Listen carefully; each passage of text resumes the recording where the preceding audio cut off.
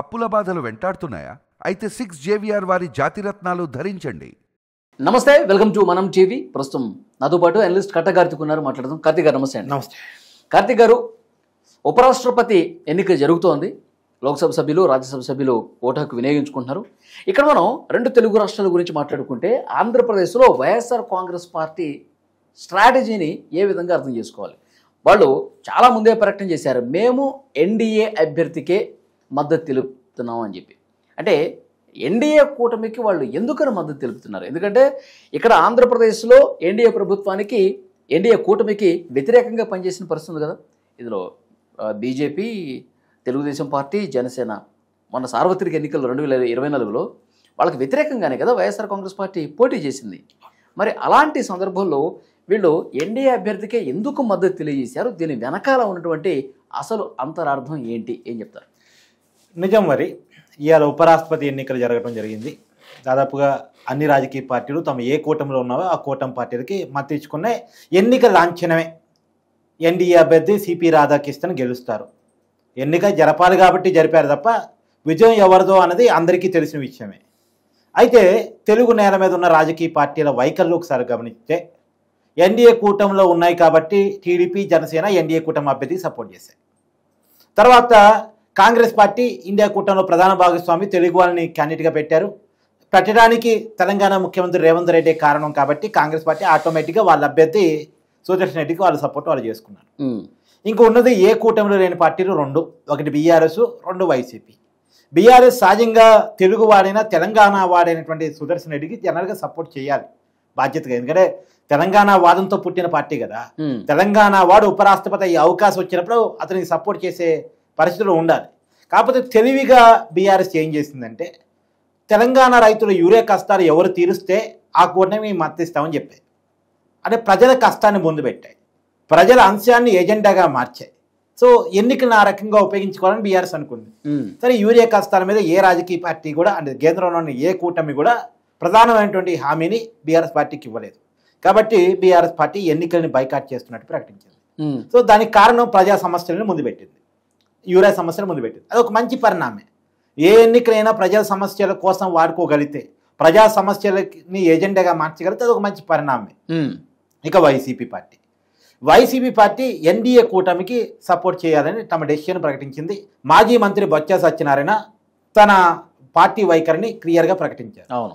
అయితే నేను అనేది ఏంటంటే, మామూలుగా వైఎస్ఆర్సీపీ పార్టీ పుట్టుకను మనం ఒకసారి చూడాలి. అది రాజశేఖర్ రెడ్డి గారి ఆశయాలతో పుట్టిన పార్టీ. నిజానికి జగన్మోహన్ రెడ్డి గారి రాజకీయ ప్రస్థానం ఎక్కడ స్టార్ట్ అయింది? కాంగ్రెస్ పార్టీలో స్టార్ట్ అయింది. 2009లో కాంగ్రెస్ ఎంపీ కడప జిల్లా నుంచి ఆయన. రాజశేఖర్ రెడ్డి గారు ఆనాడు మళ్ళా పులివెందుల ఎమ్మెల్యేగా గెలిచి రెండోసారి ఆంధ్రప్రదేశ్ ముఖ్యమంత్రి అయ్యారు. తర్వాత కాలంలో దురదృష్టం కొద్దీ ఆయన చనిపోవటం ఫలితంగా రాజశేఖర్ రెడ్డి గారి ఆశయాన్ని కాంగ్రెస్ పార్టీ కంటిన్యూ చేయట్లేదు. రాజశేఖర్ రెడ్డి గారి రాజకీయ వారసుడిగా ఆయన ఆశయాలని, ఆయన ఆలోచనని నేను అమలు చేస్తానని చెప్పేసి జగన్మోహన్ రెడ్డి గారు వైఎస్ఆర్సీపీ పేరుతో కొత్త పార్టీ పెట్టుకున్నారు. అవును. నిజానికి ఆ పార్టీ ఆయనదేం కాదు, శివకుమార్ అనేటువంటి ఒక వ్యక్తిది. కాకపోతే ఆ పార్టీని జగన్మోహన్ రెడ్డి గారు టేక్ ఓవర్ చేయడానికి ఉన్న కారణం ఏంటంటే, ఆ పార్టీ పేరు వైఎస్ఆర్ ఉందని.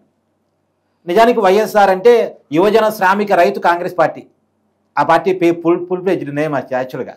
కాకపోతే ఏంటంటే వైఎస్ఆర్ అంటే వైఎస్ రాజశేఖర రెడ్డి పేరుగా జనానికి కన్వే అవుద్దని కారణం చేత ఆ పార్టీని ఆయన టేక్ ఓవర్ చేసి ఆ పార్టీని ఆయన నడుపుకున్నారు. తర్వాత కాంగ్రెస్ పార్టీకి రాజీనామా చేశారు, ఎంపీ పదవికి రాజీనామా చేశారు, ఇండిపెండెంట్గా గెలిచారు. ఆ పార్టీ జెండాని ఎత్తుకొని ముందుకు నడిచారు. 2014 ఎన్నికల్లో 67 స్థానాలు సంపాదించారు. కానీ ఎప్పుడు జగన్మోహన్ రెడ్డి గారు చెప్పే మాట ఏంటంటే, రాజశేఖర రెడ్డి గారి ఆశయాల కోసం పెట్టుకున్నటువంటి పార్టీ ఇది. ఆయన బొమ్మతోనే ఎన్నికలకు వెళ్ళారు, రాజశేఖర రెడ్డి గారి వారసత్వంగానే ఆయన ఎన్నికలకు వెళ్ళారు. తర్వాత 2019 కూడా రాజన్న బిడ్డగానే చెప్పుకొని ఆయన ఎన్నికల్లో ముఖ్యమంత్రి కాగలిగారు 151 సీట్లతోటి. సో రాజన్న బ్రాండ్ను వాడుకుంటున్నప్పుడు రాజన్న ఆలోచన కూడా ముందుకు తీసుకెళ్లారుగా. వారసత్వం అంటే ఆస్తులకి వారసత్వం కాదుగా ఇది. వారసత్వం అంటే ఏదో ఇంటి పేరు వారసత్వం కాదుగా ఇది ఆలోచనల వారసత్వం కదా. ఇప్పుడు రెండు కూటముల మధ్య పోటీ అని మీరు చెప్తున్నారు, కానీ నేను అనుకుంటున్నాను రెండు ఆలోచనల మధ్య పోటీ అనుకుంటున్నాను. ఒకటి ప్రోగ్రెసివ్ థాట్, రెండు ఆర్ఎస్ఎస్ థాట్. ఇప్పుడు ఎన్డీఏ కూటమి తరపున పోటీ చేస్తున్నటువంటి వ్యక్తికి ఆర్ఎస్ఎస్ నేపథ్యం ఉంది. సిపి రాధాకృష్ణ ఆయన ఆర్ఎస్ఎస్ బ్యాక్గ్రౌండ్ లో బీజేపీ ఎంపీగా కూడా పనిచేశాడు ఆయన. అవును. సో పొలిటికల్ బ్యాక్గ్రౌండ్ చాలా క్లియర్ గా ఉంది. తర్వాత మహారాష్ట్ర గవర్నర్ గా కూడా పనిచేసినట్టు రాజకీయ నాయకులే రాజ్యాంగబద్ధ పదవుల్లోకి వెళ్తున్నారు కాబట్టి ఆయన తర్వాత మహారాష్ట్ర గవర్నర్ అయ్యారు, తెలంగాణకి ఒక టైంలో ఇన్ఛార్జ్ గవర్నర్గా ఉన్నారు. ఇప్పుడు రాజకీయాల్లోకి అంటే రాజ్యాంగబద్ధ పదవుల్లోకి రాజకీయ నాయకులు ఎలా పోతున్నారంటే, ఎగ్జాంపుల్ తెలంగాణ గవర్నర్గా తమిళిసై గారు ఉన్నారు. మామూలుగా ఒక్కసారి గవర్నర్ పోస్టులోకి వెళ్ళారంటే వారు రాజకీయాలు దూరంగా ఉండాలి. కానీ ఆమె కాంట్రవర్సీకి గురయ్యారు. తర్వాత ఆమె మళ్ళీ గవర్నర్ పోస్ట్ నుంచి రాజీనామా చేసిన తర్వాత మళ్ళీ బీజేపీలోకి వెళ్ళారు. అంటే ముందు బీజేపీ వెనక బీజేపీ, మధ్యలో ఆమె నిజంగా కమిటెడ్ గా రాజ్యాంగబద్ధ పోస్టులో పనిచేశారా రాజకీయాలు ఖచ్చితంగా అంటే ఏం చెప్తారు? ఎవరు కూడా ఊహించలేరు కదా. అవును, అప్పుడు ముఖ్యమంత్రి కేసీఆర్ కి తమిళిసైకి పెద్ద యుద్ధమే జరిగింది కదా. అంటే రాజ్యాంగబద్ధ పదవిలో ఉన్నవాడు రాజకీయాలకు అనుకూలంగా వ్యవహరిస్తున్నారన్న విషయం అందరికీ తెలిసిన విషయమే. ఇప్పుడు ఉపరాష్ట్రపతి అనేది ఒక రాజ్యాంగబద్ధ పదవి, కానీ ఆర్ఎస్ఎస్ బ్యాక్గ్రౌండ్ ఉండి బీజేపీకి లాయల్టీగా ఉండేటువంటి ఆ మాజీ ఎంపీని వాళ్ళు క్యాండిడేట్గా పెడుతున్నారు, తమిళనాడుకి సంబంధించిన వ్యక్తి. ఇది ఒక పక్క. ఇంకొక పక్క సుదర్శన్ రెడ్డిని కాంగ్రెస్ పార్టీ తమ క్యాండిడేట్గా ప్రకటించింది.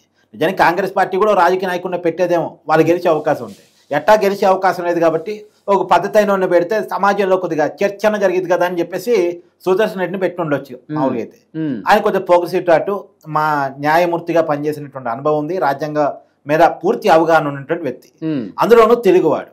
ఇప్పుడు వైఎస్ఆర్సీపీ రాజశేఖర రెడ్డి గారి ఆలోచనలు, రెండు ఆలోచనల మధ్య యుద్ధం నడుస్తుంది. ఒకటి ప్రోగ్రెసివ్ పార్టీకి, రెండు ఆర్ఎస్ఎస్ భావజాల మధ్య యుద్ధం నడుస్తుంది. ఇప్పుడు వైసీపీ ఎవరి వైపు ఉండాలి? రాజశేఖర రెడ్డి గారి ఆలోచన ఎలా ఉంటుంది? రాజశేఖర రెడ్డి గారు 1978 నుంచి ఆయన చనిపోయే వరకు రాజకీయాలు యాక్టివ్గా ఉన్నంత కాలం అంతా కూడా కాంగ్రెస్తోనే ఉన్నారు. ముందుగా రెడ్డి కాంగ్రెస్తో ఆయన రాజకీయ ప్రస్థానం స్టార్ట్ అయింది. తర్వాత ఆయన నేషనల్ కాంగ్రెస్లో ఆయన పార్టీని ఇన్వాల్వ్ అయ్యారు. నేషనల్ కాంగ్రెస్లోనే జీవితాంతం ఆయన గడిపారు చనిపోయే వరకు కూడా. ఆయన కలర్ రాహుల్ గాంధీని పీఎం చేయాలని ఆయనే ఓపెన్ గా చాలా బహిరంగ సభలో చెప్పారు. ఆయన ఆలోచనలు ముందుకు తీసుకెళ్ళటువంటి ఏం చేయాలి? ఆ ప్రోగ్రెసివ్ థాట్ని సపోర్ట్ చేయాలి. రెండోది వైఎస్ఆర్సీపీ ఉన్నటువంటి వెనకాల ఉన్న ఓట్ బ్యాంక్ కూడా క్రిస్టియన్ ఓట్ బ్యాంకు, ముస్లిం ఓట్ బ్యాంకు అని కొంత మైనార్టీ ఓట్ బ్యాంకు, ఎస్టీ ఎస్టీలు, రెడ్డిలు అని ఏ సామాజిక వర్గం కూడా ఒక పార్టీతో ఫుల్పేజ్డ్గా ఉంటుందని నేను చెప్పను. ఇప్పుడు ఎస్సీలు వైసీపీ వైపు ఎక్కువ ఉంటారు కానీ మొత్తం ఉన్నారని నేను చెప్పను. ఎస్టీలు కూడా ఎక్కువ ఉంటారు కానీ మొత్తం ఉన్నారని నేను చెప్పను. రెడ్డిలు వైసీపీతో ఎక్కువ ఉంటారు మొత్తం ఉన్నారని నేను చెప్పను. అలానే క్రిస్టియన్స్, ముస్లిమ్స్ కూడా వైసీపీతో కొద్దిగా ఎక్కువ ట్రావెల్ అవుతారు. ఎందుకంటే ఒక మాజీ కాంగ్రెస్ పార్టీ ఇది, ఒక మినీ కాంగ్రెస్ పార్టీ అది. కాంగ్రెస్ పార్టీ ఆంధ్రప్రదేశ్ విభజన తర్వాత కనుమరుగై ఆ ఓట్ బ్యాంక్ అంతా వైసీపీగా మారిపోయింది. ఎందుకు? రాజశేఖర రెడ్డి గారి కుటుంబం మీద అభిమానం. రాజశేఖర రెడ్డి కాంగ్రెస్ గా అప్పుడు చూశారు కాబట్టి రాజన్న పెట్టే కొత్త పార్టీ పెడుతున్నాడు అని కారణం చేత వీళ్ళ ఆలోచన భావాజాలం ఎట్టుంటుంది? ఆర్ఎస్ఎస్ భావాజాలానికి, బీజేపీ భావాజాలానికి వ్యతిరేకంగా ఉంటుంది. రాజశేఖర రెడ్డి గారి జీవితంతో పోరాటం చేసింది బీజేపీకి వ్యతిరేకంగా, బీజేపీ భావాజాలానికి వ్యతిరేకంగా. మరి ఆ బీజేపీ భావాజాలం రాజశేఖర రెడ్డి గారు నరనరాన వ్యతిరేకించి ఆర్ఎస్ఎస్ భావాజాలం ఉన్నటువంటి వ్యక్తికి, తెలుగువాడు ప్రోగ్రెసివ్ వ్యక్తి అనేటువంటి వ్యక్తికి జరుగుతున్న పోటీలో వైసీపీ ఆలోచన ఏ రకంగా ఉండాలి? ఖచ్చితంగా రాజశేఖర రెడ్డి గారి ఆలోచన ప్రకారం, ఆశయాల ప్రకారం, ఆయన సిద్ధాంతం ప్రకారం తెలుగువాడు కూడా కాబట్టి సుదర్శన్ రెడ్డి సపోర్ట్ చేయాలి. కానీ ఎందుకు బీజేపీకి సపోర్ట్ చేస్తున్నారు ఎన్డీఏ కూటమికి? నేను కొన్ని ప్రశ్నలు డైరెక్ట్గా అడగదలుచుకున్నాను. ఇలా ఉండేది అరుణ్ కుమార్ గారు లాంటి వాళ్ళు కూడా అడిగారు, ప్రో వైసీపీ అనుకున్న వాళ్ళు కూడా అడిగారు. ఏంటంటే నువ్వు ఫైట్ చేస్తుందో ఎన్డీఏ కూటమికి వ్యతిరేకం కదా. 2024లో నువ్వు ఎవరితో ఫైట్ చేసావు? ఎన్డీఏ కూటమితో ఫైట్ చేసావు. రాష్ట్రంలో టీడీపీ, బీజేపీ, జనసేన వాళ్ళు కలిసి ఎన్నికలకు వెళ్తే వాళ్ళ మీద నువ్వు ఫైట్ చేస్తావు, వాళ్ళ మీద నువ్వు ఓడిపోయావు. మళ్ళీ నువ్వేం చెప్తావు ఓడిపోవడానికి రీజను? నేను జనంలో ఓడిపోలేదు, ఈవీఎంలు ట్యాంపరింగ్ చేసి వాళ్ళు గెలిచారు, లేదు పోల్ మేనేజ్మెంట్ వాళ్ళు చేసి వాళ్ళు గెలిచారు, ఓటు చోరీ చేసి వాళ్ళు గెలిచారు. పొద్దున్న లేస్తే జగన్మోహన్ రెడ్డి గారు ఈ మధ్యకాలంలో మాట చెప్తున్నారుగా. మరి పోల్ మేనేజ్మెంటో, ఓటు చోరీనో, ఈవీఎం మ్యానిపులేషన్ చేస్తే ఎవరు చేయాలి? ఈ మూడు పార్టీలు చేయాలి. ఈ మూడు పార్టీలో పెద్ద పార్టీ ఏది? BJP party. కేంద్ర పర్మిషన్ లేకుండా, కేంద్ర ఎన్నికల సంఘం పర్మిషన్ లేకుండా ఈ ఓటు చోరీ జరిగిద్దా? EVM manipulation జరిగిద్దా? మరి ఆ బీజేపీ పార్టీ క్యాండిడేటే కదా ఎన్డీఏ కూటమి అభ్యర్థి. నువ్వు పొద్దున్న లేస్తే ప్రజాస్వామ్యాన్ని అపహాస్యం చేసి, రాజ్యాంగ వ్యవస్థ అయినటువంటి ఎన్నికల కమిషన్ నిర్వీర్యం చేసి వీళ్ళు గెలిచారు అని చెప్తావు. మరి అదే రాజ్యాంగబద్ధ పదవికి ఒక రాజకీయ వ్యక్తిని పెడతా ఉంటే నువ్వు అక్కడ అపోజ్ చేయాలి కదా. నువ్వు చెప్పేది నిజమైతే. అంటే వైసీపీ డబల్ స్టాండర్డ్స్, చెప్పేది ఒకటి చేసేది ఒకటి.